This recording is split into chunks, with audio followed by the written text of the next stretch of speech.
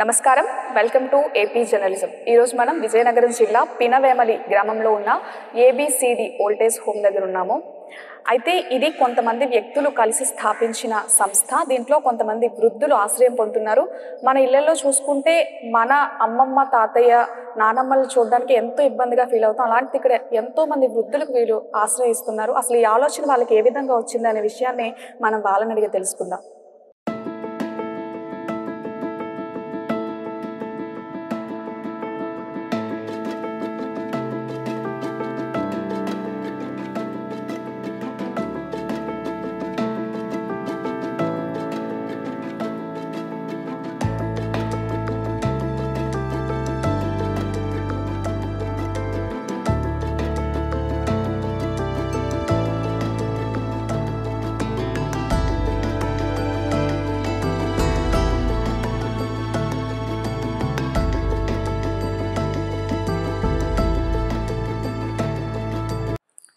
ఈ ఏబిసిడి వృద్ధాశ్రమాన్ని స్థాపించాలనే ఆలోచన వచ్చిన వ్యక్తి సన్యాసి నాయుడు గారు ఈరోజు మనతో ఉన్నారు. ఈ ఆశ్రమానికి ప్రెసిడెంట్గా కూడా ఆయన వ్యవహరిస్తున్నారు. అసలు పూర్తి వివరాలని ఆయన అడిగి మనం తెలుసుకుందాం. సార్ చెప్పండి, అసలు మన ఇంట్లో ఉన్న తాతయ్య, అమ్మమ్మ, నానమ్మలు చూడడానికి మనం చాలా ఇబ్బంది పడుతుంటాం. అలాంటిది మీరు ఇంతమంది వృద్ధుల్ని ఈ ఆశ్రమం స్థాపించి ఉంచడానికి గల ముఖ్య కారణం ఏంటి? నిజానికి మేము మొత్తం ఏడుగురిలో నేను అందరికంటే పెద్దవాడిని. మేము సోషల్ వర్క్ ఎప్పుడైతే మన ఎంఆర్పీజీ కాలేజీలో సోషల్ వర్క్ కంప్లీట్ చేసినప్పుడు చదువులో భాగంగా మాకేంటంటే మన విజయనగరంలో అర్బన్, రూరల్ ప్రాంతాల్లో మాకు ఫీల్డ్ ప్రాక్టీస్ కోసం పంపిస్తుండేవాళ్ళు. అక్కడ మేము డోర్ టు డోర్ సర్వే చేయడం, వాళ్ళ సామాజిక ఆర్థిక స్థితిగతులను తెలుసుకోవడం లాంటివి జరిగేవి.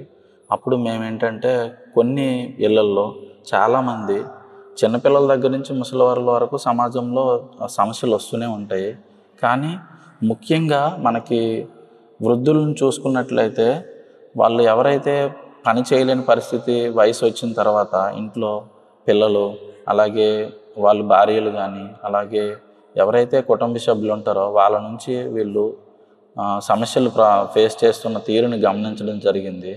కొంతమంది భోజనం పెట్టి పెట్టకుండా ఏదో ఒక సూటిపోటి మాట్లాడడం, అలాగే నీ నుంచి మాకు ఏం ఆదాయం ఉంది, నువ్వు మాకేం సంపాదించి పెట్టావని ఆర్థిక పరంగా ఆలోచనలతో వాళ్ళని ఇప్పుడు నిన్ను ఎందుకు పోషించాలి మేము అనే పరిస్థితుల్లో కొంతమంది నువ్వు మాకు నిజంగానే భారం అవుతున్నావు అనే సందర్భాల్లో మేము చూడడం వలన ఆ పరిస్థితులను మమ్మల్ని కలిచివేసి, మేము చదువుకున్నదే సమాజ సంక్షేమం వృత్తి కాబట్టి మేము కొన్ని ఆర్గనైజేషన్లో పనిచేసి అక్కడ వచ్చిన అనుభవం రీత్యా మనం ఇలా ప్రారంభించాలనే ఒక ఆలోచనతో స్టార్ట్ చేయడం జరిగింది.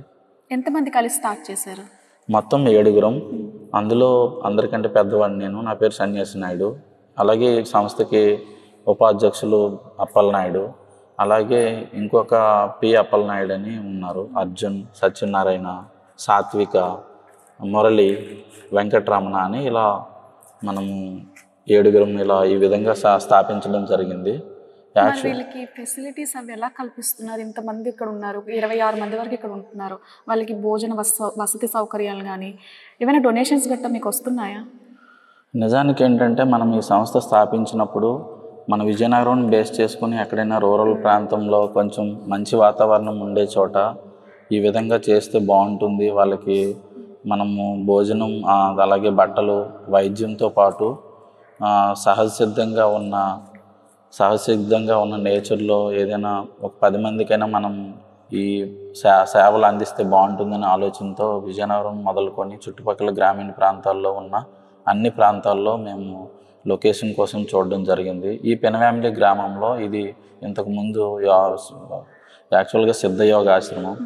ఆ ఆశ్రమ సేవలు ఆగిపోయి 15 సంవత్సరాలు 20 సంవత్సరాల పైన అయిన తర్వాత ఇక్కడ వాళ్ళు ఆ సిద్ధయోగ గురువులకు సంబంధించిన శిష్యుడు ఒక ఆయన ద్వీపం పెట్టుకొని ఇదంతా మెయింటైన్ చేస్తున్నప్పుడు మనం ఇక్కడికి వచ్చి ఈ విధంగా మనం సంప్రదించినప్పుడు వాళ్ళు మనకి అనుకూలంగా స్పందించి సేవ కోసం వినియోగించిన ప్రాంతం మీరు ఖచ్చితంగా మీరు ఏదైనా చేయాలనుకుంటే చేయొచ్చు అనే ఉద్దేశంతో ఉన్నప్పుడు మేము ఇక్కడ స్టార్ట్ చేయడం జరిగింది. మొదట 2 వృద్ధులతో స్టార్ట్ చేసి అలాగే ఇప్పటికీ 12 సంవత్సరాలు పూర్తి చేసుకున్న సందర్భంగా ప్రస్తుతానికి 26 మంది ఉన్నారు. 12 years అవుతుందా ఇది స్థాపించి? అవునండి, 12 సంవత్సరాలు పూర్తయింది. 12 సంవత్సరాల్లో మేము వాళ్ళకి ఇద్దరిని మొదలుకొని ప్రతి 6 నెలలకో 3 నెలలకు ఒకసారి అవసరాన్ని బట్టి సమాజంలో ఎవరైనా మనల్ని కాంటాక్ట్ చేసినట్లయితే మేము వాళ్ళని ఫిజికల్గా విజిట్ చేసి వాళ్ళ పరిస్థితులు క్షుణ్ణంగా చూసి పరిశీలించి వాళ్ళ యొక్క పిల్లలు ఎక్కడుంటున్నారు ఏంటి, అసలు పిల్లలు లేరా, లేకపోతే వాళ్ళకి పెళ్ళి కాలేదా, ఇలాంటివన్నీ కనుక్కొని నిజంగా జెన్యూన్గా వాళ్ళకి అవసరం ఉంది అనుకునే వాళ్ళని మనం ఇక్కడ అడాప్ట్ చేసుకొని వాళ్ళకి పూర్తిగా భోజనం, వసతి, బట్టలు, వైద్యం అన్ని సదుపాయాలు సమకూరేలాగా చూసుకుంటున్నాం. మొదట్లో మేము ఒక 4-5 సంవత్సరాలు మేము 7 ఏదైతే ఉన్నామో మేము వేరు వేరు సంస్థల్లో పనిచేస్తున్నప్పుడు మా శాలరీస్ నుంచి 10% మా జీతంలో 10% అమౌంట్ అనేది ఇక్కడ వెచ్చిస్తూ, అలాగే ఇక్కడ కొన్ని సేవా కార్యక్రమాలు చేస్తూ మన యూట్యూబ్ ఛానల్స్ కానీ న్యూస్ పేపర్ కవరేజెస్ కానీ వాటి నుంచి సమాజంలో తెలియజేసేటట్లు చేసి వాళ్ళు ఇస్తున్న చిన్న చిన్న డొనేషన్స్తో ఇప్పటికీ రన్ అవుతుంది. వైస్ ప్రెసిడెంట్ అప్పలనాయుడు గారు మనతో ఉన్నారు. ఇక్కడ సౌకర్యాలు హెల్త్ పరంగా చూసుకుంటే వృద్ధులకి చాలా ముఖ్యమైనది. ఈ సౌకర్యాలు ఏ విధంగా ఉన్నాయి, మంచినీరు ఏ విధంగా ప్రొవైడ్ చేస్తున్నారు అనే విషయాన్ని మన ఉపాధ్యక్షులు అప్పలనాయుడు గారిని అడిగి తెలుసుకుందాం. చెప్పండి సార్, ముఖ్యంగా చూసుకుంటే మన ఇంట్లో వాళ్ళకి హెల్త్ పరంగా వృద్ధులకైతే చాలా కష్టంగా భావిస్తాం మనం. అలాంటిది ఇక్కడ వీళ్ళకి ఎలాంటి సౌకర్యాలు ఇస్తున్నారు హెల్త్ పరంగా? మెయిన్ వయసు వాళ్ళు వచ్చేసరికి ఆరోగ్యం ముఖ్యం. సో ఈ ఆరోగ్యం ముఖ్యానికి కారణం మనం ప్రతి 15 రోజులకు ఒకసారి బీపీ అనేది చెక్ చేస్తాం. ఆ బీపీ చెక్ చేసి వాళ్ళకి బీపీ స్టేటస్ ఎలా ఉందో దాన్ని బట్టి చూసి వాళ్ళకి ఫుడ్ అనేది మనం చేంజ్ చేస్తాం. అట్ ద సేమ్ టైం ప్రతి నెల 1వ తేదీని మనం వాళ్ళకి షుగర్ ఒకటి చేస్తాం. టెస్ట్ చేసి వాళ్ళకి షుగర్ లెవెల్ ఎంత ఉందో చూసుకొని దాన్ని బట్టి డాక్టర్ సమక్షంలోనూ వాళ్ళకి కొంచెం మెడిసిన్ మనం సపోర్ట్ చేస్తున్నాం. తర్వాత వాళ్ళకి మెయిన్ వాటర్ అనేది మనకి మినరల్ వాటర్ మాత్రం ఇక్కడ కొడుతున్నాము. ఎందుకంటే మెయిన్ వాళ్ళకి ఎక్కువ ప్రొవైడ్ చేసింది ఆరోగ్యంగా ఉండాలంటే వాటర్ ముఖ్యం. ఈ నీరు అనేది మినరల్ వాటర్ మనం ఇక్కడ కొడుతున్నాం. మీకు ఇప్పుడు వాళ్ళ పేరెంట్స్ కానీ ఎవరైనా వచ్చి ఇక్కడ విజిట్ చేయడం గట్రా జరుగుతుందా? వాళ్ళ కొడుకులు కానీ కోడలు కానీ ఎవరైనా వస్తూ ఉంటారా? సో ఇక్కడ ఉన్న వాళ్ళు మ్యాక్సిమం అందరూ అనాథలే, ఇంకా ఎటువంటి సపోర్ట్ లేని వాళ్ళు మాత్రమే. ఒకవేళ అలాంటి వాళ్ళు మన దగ్గర కానీ వచ్చినట్లయితే వాళ్ళకి ఒక 3 నెలలు లేదా 6 నెలలు టైం తీసుకుని కౌన్సిలింగ్ ఇచ్చి వాళ్ళ పిల్లలు తెప్పించి వాళ్ళ కౌన్సిలింగ్ ఇచ్చి అట్ ఏ సేమ్ టైంలో వీళ్ళకి వాళ్ళకి కలిపి వెళ్ళి వాళ్ళు పంపించారు. పూర్తిగా ఎవరైతే ఉండరో అలాంటి వాళ్ళు మాత్రం మనం పూర్తిగా సర్వీస్ ఇస్తుంటాం. అంటే మీరు ఎవరైతే అమ్మా నాన్నలు వదిలించుకోవాలని వాళ్ళ కౌన్సిలింగ్ ఇచ్చి వాళ్ళని వాళ్ళ కొడుకు దగ్గరికి కోడల దగ్గరికి చేర్చే ప్రయత్నం కూడా మీరు చేస్తున్నారు? ఇప్పటి వరకు ఇంచుమించి 10 నుంచి 15 మంది అలాగే పంపించాం. మెయిన్ మోటో ప్రతి పిల్లలు వాళ్ళ యొక్క బాగోగులు చూసుకోవాలని మేము దీన్ని స్థాపించాము. సో మేము ఏమనుకున్నామో అదే ఇప్పుడు మోటో వెళ్తుంది బయటికి. ఫండ్స్ గురించి మరి ఎలా అండి? ఇప్పుడు మీరు మాత్రమే ఒక 10% మీ సాలరీలు ఇవ్వాలంటే చాలా కష్టంగా ఉంటుంది. మరి ఎక్కడైనా ఫండ్స్ ఏమైనా వస్తున్నాయా మరి ఆశ్రమానికి? సో ఇప్పుడు ప్రెజెంట్ ఇంతకుముందు ఫండ్స్ కొంచెం పర్వాలేదు, కానీ ఇప్పుడు కొంచెం ఇబ్బందులు అవుతుంది. సో ప్రతి ఒక్కరికి నిజంగా దయచేసి ఇలాంటి వాళ్ళకి కొంతమంది సపోర్ట్ చేయాలని మేము కోరుకుంటాం. ఎందుకంటే మీరు కొంతమంది సపోర్ట్ చేస్తే ఇలాంటి కొంచెం మనం ముందుకు వెళ్దామని కోరుకుంటున్నాం. చూసారు కదా, ఫండ్స్ విషయంలో కూడా వీళ్ళకి చాలా లోగా ఉన్నారని చెప్తున్నారు. ఎవరైనా దాతలు సహాయం చేసే వాళ్ళు ఉంటే పినవేమలి గ్రామం విజయనగరం జిల్లాలో ఈ ఏబిసిడి వృద్ధాశ్రమం ఉంది. ఎవరైనా సహాయం చేయాలనుకుంటే ఇక్కడికి వచ్చి సహాయం చేయొచ్చు. ఇదే వృద్ధాశ్రమంలో ఆశ్రయం పొందుతున్న ఒక తాతయ్య ఇక్కడ ఉన్నారో అతన్ని అడిగి తెలుసుకుందాం అసలు ఇక్కడ రావడానికి గల పరిస్థితులు ఏంటి అని. తాతయ్య మీ పేరేంటి? నా పేరు చంద్రారెడ్డి. మాది రావులపాలెం. మేము అంటే నేను ఖమ్మంతో ఎవరు లేరు. ఎలా వచ్చారు మరి ఇక్కడికి? నేను ఎక్కడో మా ఫ్రెండ్ దగ్గర గుమ్మల చుంకరు ఎవడో ఉన్నాడంటే మా ఫ్రెండ్ అక్కడికి వెళ్దామన్న ఉద్దేశంతో బయలుదేరిపోతే బ్యాగ్లో డబ్బులు, ఆధార్ కార్డు మొత్తం అన్నీ కూడా బ్యాగ్లో ఉన్నాయి. రాజమండ్రి స్టేషన్లో పడుకున్నాను, టికెట్ తీసుకు పడుకున్నాను, ఖాళీగా ఉంది కదా, నిద్ర పట్టేది. సరిగ్గా కోరుకొని స్టేషన్ వచ్చింది, మెలకు వచ్చింది. మెలుగు రాబోతులకి లేచి బ్యాగ్ చూసుకుంటే బ్యాగ్ లేదు. వారు డబ్బు చూస్తే డబ్బు అని బ్యాగ్ చూస్తే డబ్బు, బట్టలు అన్నీ పోయినాయి, కట్టుకున్న జతతోటే ఉన్నాను. తీరబోసి అక్కడికి వచ్చి ఇంకా ఏమి తోచలేదు, బుర్రపాడైపోయింది. దిగిపోయాను, మళ్ళీ దిగిపోయి అలాగే కూకొని ఉండిపోయాను బెంచ్ మీద. ఒక ఆశ్రమం వచ్చి ఏంటయ్యా బల్లి వెళ్ళిపోతుంటే ఇక్కడి నుంచి కదలవా అన్నాడు. లేదు బాబు ఇలా జరిగింది. మరి ఫుడ్ అన్నాడు. ఫుడ్ అంటే ఏముంది బాబు, నా దగ్గర ఏమీ లేదు అంటే అప్పుడు పెదవేమల్లో భోజనం పెడతారు, అక్కడికి వెళ్ళినట్టయితే నీకు భోజనం పెడతారు, నీకు వసతికి ఏదైనా కల్పిస్తారు అని చెప్పారు. సరే పెదవేమలు వెళ్ళిపోయారు. పెదవేమలు వెళ్ళిపోతులకు అక్కడి నుంచి ఆ రోజుకున్నాను. మరుసటి ట్రైన్ ఒక ఆయన పెద్ద ఆయన, ఇక్కడ సుఖం ఉండదండి మీకు, వృద్ధాశ్రమం ఉంది మంది పెనువేమల్లోనే, అక్కడ తీసుకెళ్ళి అక్కడ జాయిన్ చేస్తాం, అక్కడ ఉంటావా అంది. బాబు అంతకంటేనా అని అప్పుడు అక్కడి నుంచి తీసుకొచ్చి ఇక్కడ జాయిన్ చేశాను. ఇక్కడ సౌకర్యాలు ఎలా ఉన్నాయి, మీకు బాగా చూసుకుంటున్నారా? అమ్మ బంగారంలో చూస్తున్నారు. అప్పుడే 10 సంవత్సరాలు అయింది నేను వచ్చి. 10 సంవత్సరాలు అవుతుంది. 10 సంవత్సరాలు దాటి అన్ని బాగా చూసుకుంటున్నారు. అన్ని బాగా ఉన్నాయమ్మా. తిండి బట్ట ఏది కావాల్సి ఉంటే ఒక హాస్పిటల్ అన్ని కూడా సౌకర్యం మన ఇంటికాడ ఉన్నట్టే మన ఇంటికాడ కూడా జరగదు అనుకో. అది బాగా చూసుకుంటున్నారు అందరూ. బంగారం లాగా మా ఇంటి దగ్గర నేను ఏ ఇబ్బంది లేదు కదా? ఏ ఇబ్బంది లేదు. అది చెప్పండి, మీ పేరేంటి? మాది నారాయణరావు అండి. నారాయణరావు. ఎలా వచ్చారు ఇక్కడికి? ఇప్పుడు నాకెవరు లేరమ్మా. వస్తే మాది జొన్నాడు, అక్కడ ఎవరు శారద బస్ స్టాప్ ఉండండి, ఒక అతను డ్యూటీకి వెళ్తాను రోజు. ఎవరు లేరు బాబు అడిగారు, ఎవరు లేరండి అంటే తీసుకొచ్చి ఇక్కడ పెట్టేశారు నాయుడు గారు.